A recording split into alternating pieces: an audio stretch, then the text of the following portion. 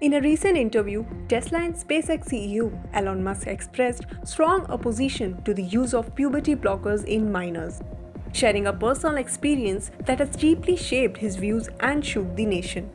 Musk recounted his experience with his child Xavier, now known as Vivian Jenna Wilson. He described feelings misled into consenting to puberty blockers for Xavier, attributing the decision to what he calls the woke mind virus. This term, which Musk uses to describe what he sees as misguided societal trends, reflects his broader discontent with certain progressive ideologies. Here you must be thinking about the term woke. It is actually referred to an awareness of racial and social injustices, but over time it has come to encompass a wider range of social issues, including gender identity. Musk's comments came during a conversation with Canadian psychologist Dr. Jordan Peterson, who questioned the ethics of media professionals performing sex change procedures on children. Both Musk and Peterson denounced these practices, calling them evil. Musk said his involvement began during the COVID-19 pandemic, a time of widespread confusion and distress. He felt pressured into signing consent forms for Xavier's treatment under the threat that not doing so might result in Xavier's suicide. Musk has since labeled this claim as false, criticizing those who promote such treatments. He referred to puberty blockers as sterilization drugs and denounced the term gender-affirming care as a misleading euphemism.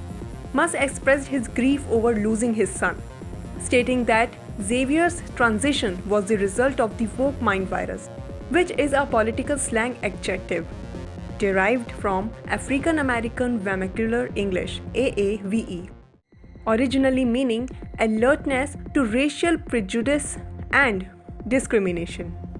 Beginning in the 2010s, it came to encompass a broader awareness of social inequalities such as racial injustice, sexism, and denial of LGBT rights. The debate around puberty blockers has been further fueled by a recent preprint study from the Mayo Clinic, which raised concerns about potential long-term fertility issues in boys who undergo these treatments, where the study challenges the notion that these effects are entirely reversible. Let's understand the enigma of puberty blockers first.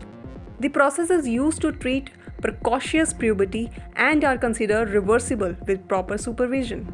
It delayed a child's development until they are older than more prepared to make informed decisions. In the interview, Peterson criticized the medical community for endorsing these treatments without sufficient evidence of their long-term benefits, attributing higher society rates to underlying depression and anxiety rather than gender dysphoria alone. As it is said that providers can treat precocious puberty before age 8 or test growth before age 9 with hormonal suppressants, also called puberty blockers. With supervision, these reversible drugs safely and effectively delay a child's development until they are ready. Vivian Jenna Wilson, who came out as transgender in June 2022, has since legally changed her name and distanced herself from her father, stating a desire to sever all ties with him. Adding to the debate, author J.K. Rowling has voiced skepticism about early medical interventions for gender dysphoria. Rowling recently tweeted that most children eventually outgrow gender dysphoria if allowed to experience puberty naturally. She argued that the best approach is to let nature take its course. Musk aligned with Rowling's perspective, arguing that it is wrong to make children permanently infertile with puberty blockers. He believes that if individuals still wish to transition as adults, they should be able to do so after being fully informed of the risk and consequences.